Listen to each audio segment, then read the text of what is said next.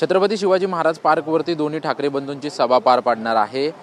या सभेसाठी सर्व शिवसैनिक येतात, परंतु प्रत्येक सभेला हुबेहूब बाळासाहेबांसारखी दिसणारी व्यक्ती जी आहे ते दर सभेला येत असताना आपल्याला पाहायला मिळतं। तुम्ही कुठून आलेला आहात? याच्या अगोदर देखील अनेक सभांना तुम्ही या ठिकाणी उपस्थित राहत होतात, आज दोन्ही ठाकरे बंधूंच्या सभेला उपस्थित राहताय, काय तुम्हाला अपेक्षित आहे? कारण की याच्या अगोदर फक्त उद्धव ठाकरेंच्या सभेला येत होतात, आता शिवतीर्थावरती दोन्ही ठाकरे बंधू एकत्रित येत आहेत। मी तुम्हाला एक माझं प्रामाणिक मत सांगतो की हे राजसाहेब आणि उद्धवसाहेब एकत्र आले ना, याचा फार मोठा परिणाम होणार आहे, फार मोठा महाराष्ट्राच्या एक राजकारणात फार मोठा परिणाम होणार आहे। आता तुम्ही दिसलच तुम्हाला या इलेक्शननंतर। आणि मी बी आज तुमच्या चॅनलच्या माध्यमातून सगळ्यांना एकच आवाहन करतो की जे बी काय आहे, कोणीही कुठल्या पक्षाचा असो, पण आज मराठी माणसाची इथं सत्ता राहिलीच पाहिजे।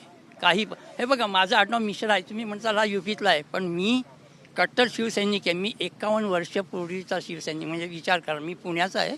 पुण्याला साहेबांना आमच्या शेजारी यायचे तर आम्ही त्यांना भेटायचो। बघा, 51 वर्षापासून मी शिवसेनेचा हे आहे, सैनिक आहे, शिवसेना। साहेबांच्या सभेला तुम्ही यायचं? हो यायचो ना, मी त्या टायमाला यायचो, यंग होतो मी, यायचो तिथं।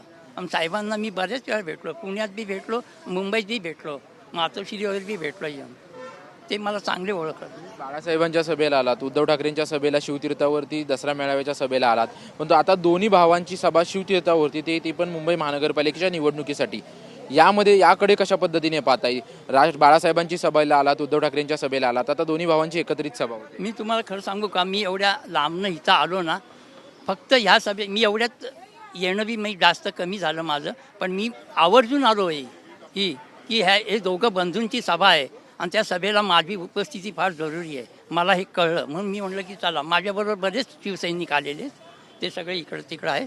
पण आता तुम्हाला हे बी सांगतो की कितीही काही असलं, आता उद्या अपोजिट पार्टीची सभा इथं असेल, पण काही नाही, मी तुम्हाला सांगतो ना की मुंबई महानगरपालिकेवर उद्धवसाहेब ठाकरे, राजसाहेब ठाकरे यांचाच कब्जा राहील, तिथंच नाही, महाराष्ट्रात बी तुम्ही परिणाम बघता यायचे।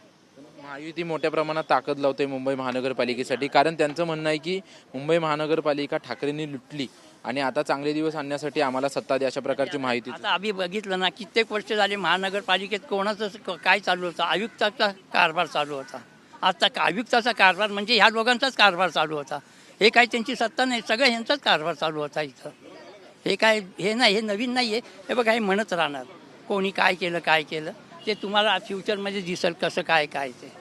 ओके, सत्ता येईल म्हणताय? अरे 100% येणार, एक नंबर।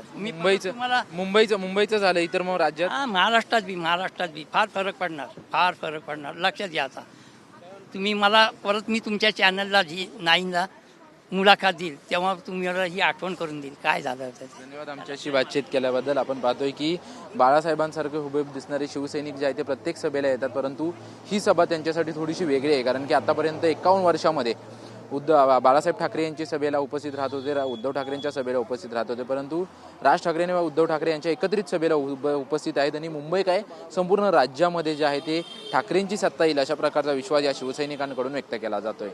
कॅमेरामन अमित चिगवणसह निवृत्ती बाबर, TV9 मराठी, मुंबई।